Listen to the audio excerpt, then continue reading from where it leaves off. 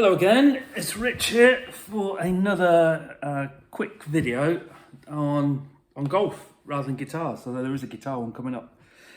Just quickly like to say thank you to everyone who's subscribed, for all the people who've liked and put comments on there, appreciate it.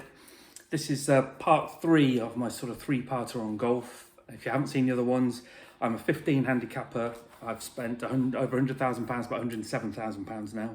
In the last 12 years on golf gear. I've had 170 something sets of irons, 180 odd drivers, 150 something putters. My 104th bag is on its way as we speak, which I've just ordered.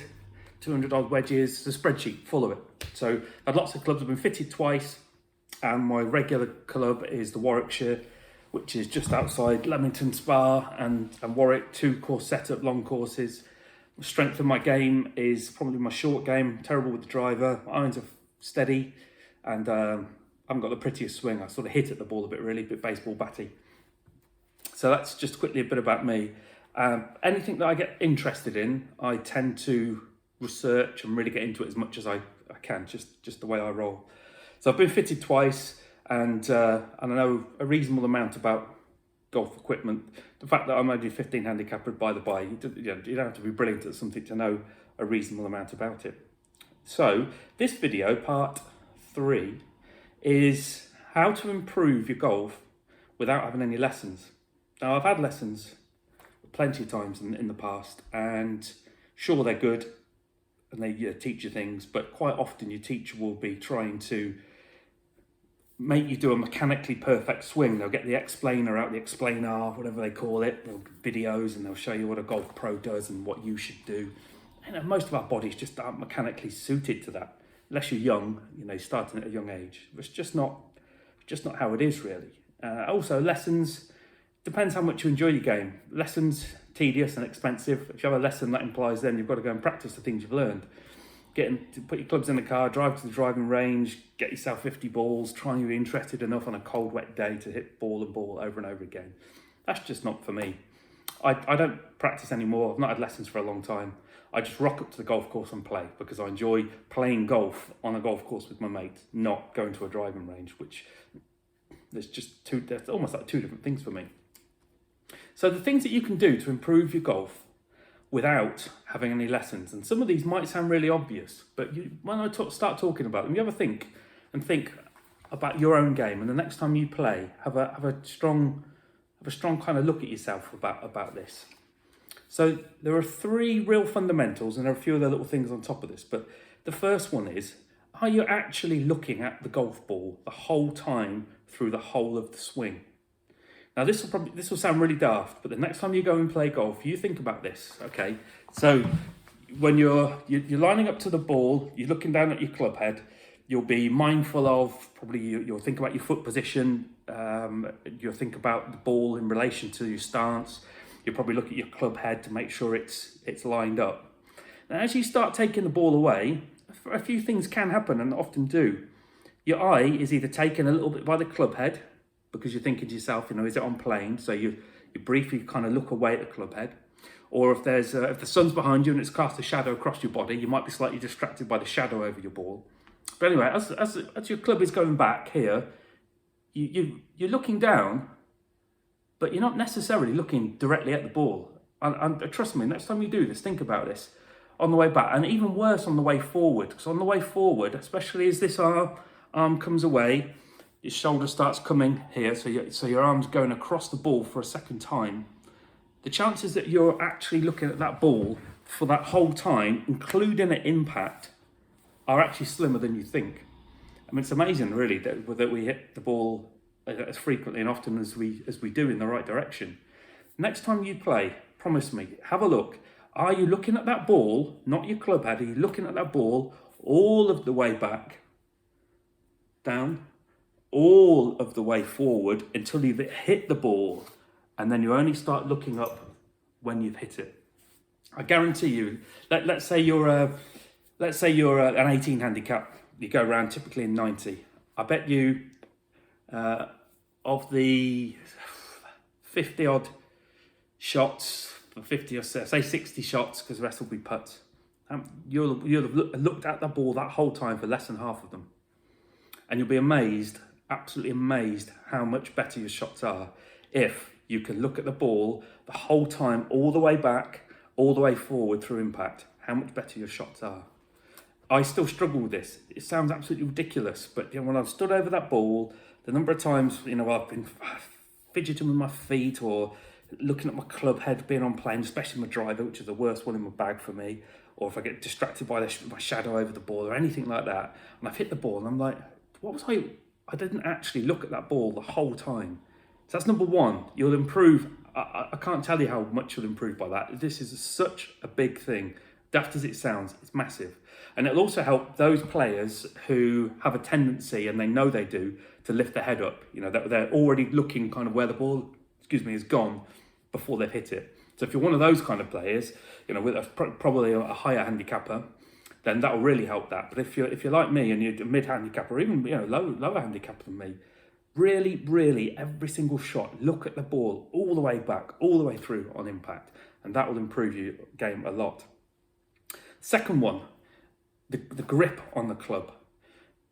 There's a tendency when you're trying to hit the ball hard, and I use the word hit here rather than swing, because really it's a swing, not a hit. It's when you're trying to hit the ball hard, there's a tendency to grip it more tightly. If you think of anything in life where an aggressive or strong nature is involved, look, I'm clenching my fist already doing that. There's a tendency for the body to tighten up and to clench up. So whenever you're over the ball and you're thinking, I'm going to absolutely smash this one, the chances are you'll grip more tightly. Your whole body will be more tense and tight. And all that's going to do is probably give you a fat left that hasn't gone very far. You'll come over the top and you won't hit it properly. You need to try, and it's quite a difficult balance. And of course, this is where the pros and people with really good swings, it's amazing how they do it, is they're doing something that by its sort of nature to get the speed going, has an element of sort of almost like adrenaline and aggression to it, but they're keeping their body totally relaxed and their grip nice and loose. You must keep your grip loose so that you enable you to swing freely and flow through the ball. Do not grip too tightly.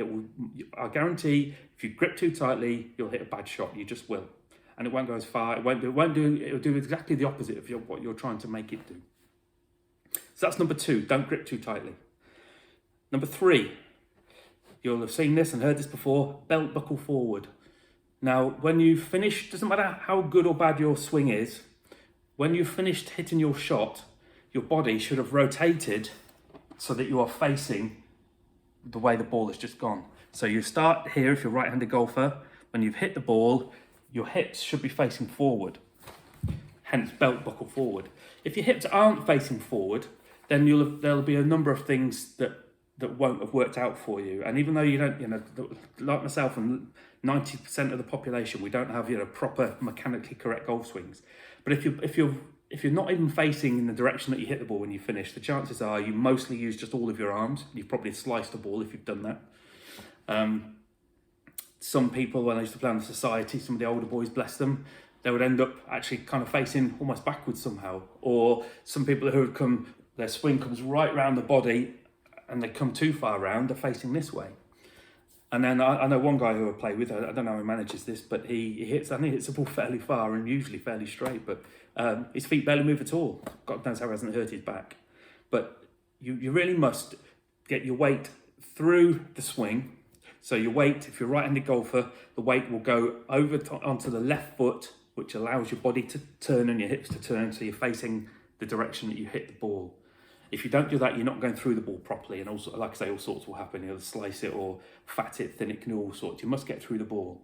So 3 really big fundamentals, which will definitely change. Even if you manage to do these on 75% of your shots, you'll be amazed at the difference. It's always the same for me. Every time I go out, I'm like, right, first things first, Rich, look at the bloody ball all the way through, all the way back, all the way through. Look at the ball. Don't grip it too tightly. Especially if you've hit a duff shot or a bad shot, you're like, this next one, I'm going to smash the life out of this. Grip too tightly and it just gets worse. So keep your grip loose. Make sure that you're going through the ball properly. So your weight's transferring over to your left leg if you're a right-handed golfer. The belt buckle is facing forward. Those 3 fundamentals don't need lessons. They're just down to you being disciplined to make sure you do those things.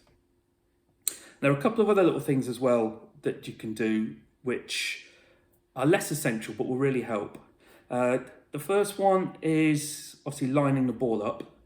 Now, there's loads of videos on this online, so I'll only quickly say this. I usually get my club out and I'll make an imaginary line down the side of my club to where the target is. And then I just follow that line back to a piece of grass or a divot or a tuft or something in front of me so that I can line it up. So I'm lining up something that's a foot in front of me, not hundreds of yards in front of me. So make sure you line it up and don't be lazy about that. So go from behind the ball, hold your club up, find your line and walk into it so you've got the right line. Don't just kind of stand over it and think, oh, that's about right, because it's not going to be about right. And do the same with your putter as well. When you're on the green and you've got your putter out, stand behind it, hold your putter up, make an imaginary line, find a little tuft of grass or something just in front of you that's in the right place. And same with putting, with the look at the ball thing. You should be looking at the ball all the way back, all the way forward through impact. Don't take your eye off the ball at all. Don't look at your club on plane. Don't look at anything else. If you can afford a GPS watch, if you haven't got one, it's well worth it. What have I got? I've got a Garmin Approach. I can't remember which one this is, but it just gives me the distance to the front, middle, and back of the green. And this will really help improve your golf. I've got a friend who I play with who doesn't use a GPS watch, and he uses like the 150 markers and the 100 markers, and he was, oh, I'm roughly this far away, and he's always wrong. Always. He's always further away than he thinks he is. He's always got one club too few. If you get a GPS watch, you, apart from the distances accurately, you can, and then you start to know how far each of your clubs goes. So if I was, like for me, let's say that it's 150 to the front of the green and 165 to the back of the green, then I can decide, depending on what the danger is, if is there a danger on the far side of the green, I might want to club down slightly and aim for the front of the green. Or if it's 145 yards, that's perfect for me for an 8-iron. I go, right, it's 145, it's a par 3, say. I know it probably wouldn't be, but let's say it's that. It's all carry, that's perfect. I know what I'm doing. So if you get a GPS watch, that'll also help you with your distances. And the very, very last thing on here, well, this isn't one of the key ones, but 9 times out of 10, we always think we hit the ball further than we do. But there's always this, oh, it's only a this iron, and you wallop it, and it doesn't work out. You don't need to worry about your ego. Just pick the right club, especially in the winter now. 9 times out of 10, you need one club more than you think you do. Because even if you think to yourself, you're 120 yards away from the green, and you're like, right, that's a pitch and wedge for me, 120 yards, say, that 120 yards is the total distance that club goes. So it's going to land at like probably 110 yards and then roll on. So, what is at 110 yards? Is it trouble? Is it the bunker? So always club up. So, quick recap, sorry, waffling now. The most important things: improve your golf without any lessons, do it for yourself. Number 1, look at the ball all of the way back, all of the way forward on every single swing, including your putts.